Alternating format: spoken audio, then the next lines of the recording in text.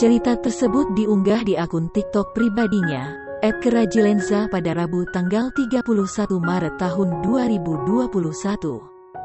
Dalam video itu, akun @kerajilenza mengunggah foto masa kecilnya dan sang suami.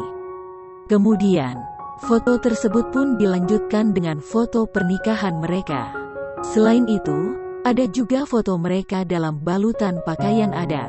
Sontak, video tersebut menjadi viral dan telah ditonton lebih dari 300.000 kali pada tanggal 3 April tahun 2021. Video tersebut juga disukai lebih dari 29.000 kali dan dikomentari lebih dari ribuan kali.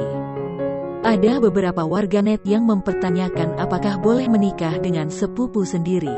Ada juga yang menyebut dalam budaya Batak memang dibolehkan.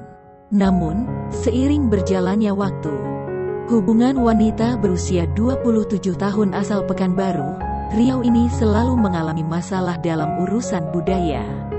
Hingga akhirnya, saudara kira pun menjodohkannya dengan sepupu yang kini menjadi suaminya.